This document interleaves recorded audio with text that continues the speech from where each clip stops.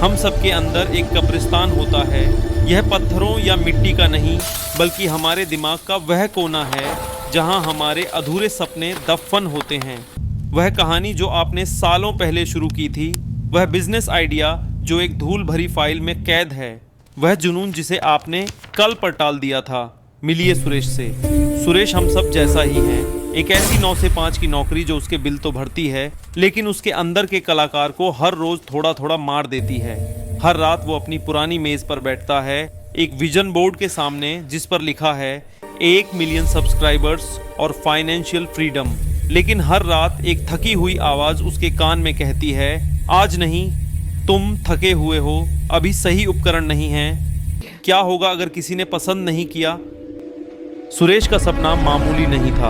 वह भारतीय कहानियों को एक भव्य साई-फाई सीरीज के रूप में दुनिया को दिखाना चाहता था, लेकिन हकीकत यह थी कि उसका पुराना लैपटॉप एक छोटा सा सीन बनाने में भी घंटों लगा देता था। उसका संघर्ष सिर्फ क्रिएटिव नहीं था, आर्थिक भी था। वह ऑफिस के लंच ब्रेक में छुपकर अपने फ़ोन पर स्टॉक मार्केट के चार्ट्स देखता था।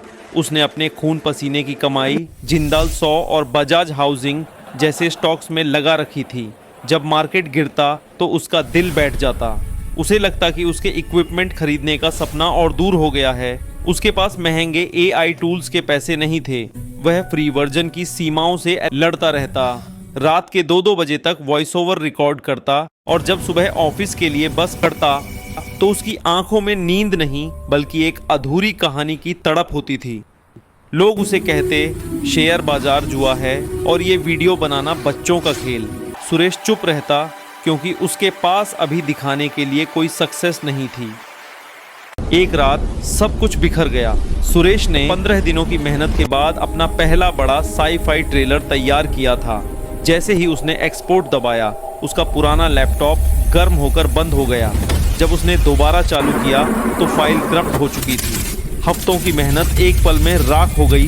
उसी समय उसे पता चला कि मार्केट में गिरावट की वजह से उसका पोर्टफोलियो भी लाल निशान में है। उसे लगा जैसे पूरी कायनात उसे रुकने का इशारा कर रही है। वह अंधेरे कमरे में फर्श पर बैठ गया और अपनी चीखें दबाकर रोने लगा। मिडिल क्लास की जिम्मेदारियां, ऑफिस का तनाव और ये नाकामियां। उसे लगा कि शायद उसके पिता सही थे, शायद ये सब उसके बस का नहीं है। उसने तय कर लिया कि कल वो सब कुछ बेच देगा और एक आम जिंदगी जिएगा।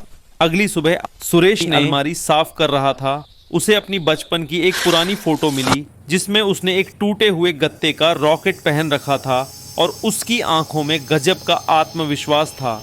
उस बच्चे को परवाह नहीं थी कि रॉकेट असली है या नहीं, उसे बस उड़ने का यकीन था। सुरेश को एहसास हुआ कि हार कंप्यूटर के खराब होने से नहीं, बल्कि मन के मान लेने से होती है।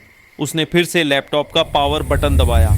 उसने इस बार 10 घंटे नहीं, बल्कि सिर्फ 10 मिनट काम करने का फैसला किया।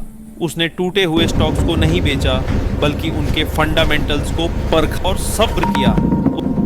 उसने हार को असफलता नहीं, बल्कि सीखने की फीस मान लिया। उसने तय किया कि वह जीत के लिए नहीं, बल्कि उस बच्चे के लिए लड़ेगा जो कभी हारना नहीं जानता था। अनुशासन उसकी नई ताकत बन गई। वक्त बदला। सुरेश के स्टॉक्स ने धीरे धीरे रिकवरी की और उसे वो फंड्स मिले जिससे उसने अपना पहला प्रोफेशनल माइक और ग्राफिक कार्ड खरीदा। उसकी साई-फाई सीरीज का पहला एपिसोड जब रिलीज हुआ तो उसे लाखों व्यूज नहीं मिले, लेकिन एक कमेंट आया, इस कहानी ने मुझे फिर से सपने देखना सिखा दिया। सुरेश की आंखों में आंसू थे, लेकिन इस बार ये खुशी के थे। उसे समझ आ गया कि सफलता का मतलब सिर्फ करोड़ों की दौलत या सब्सक्राइबर्स नहीं है। सफलता का मतलब है गिरकर फिर से खड़े होने की हिम्मत। अब से कुछ मिनटों बाद यह वीडियो खत्म हो जाएगा। आप फिर से अपनी दुनिया में लौट जाएंगे, लेकिन याद रखिए, आपके अंदर भी एक सुरेश है जो कुछ बड़ा करना चाहता है। क्या आप अपने सपनों को उस कब्रिस्तान में दफन होने देंगे, या आप आज अभी इसी वक्त से अपनी अधूरी कहानी को पूरा करना शुरू करेंगे? याद रखना, दुनिया को उन लोगों की जरूरत नहीं है जो सिर्फ सोच रहे हैं। दुनिया को उन लोगों की जरूरत है जो अपनी असफलताओं की राख से उठकर इतिहास रचने का दम रखते हैं। आपका समय बीता नहीं है, आपका समय अब शुरू हुआ है। ऐसे और वीडियो के लिए लाइक, शेयर और सब्सक्राइब करें।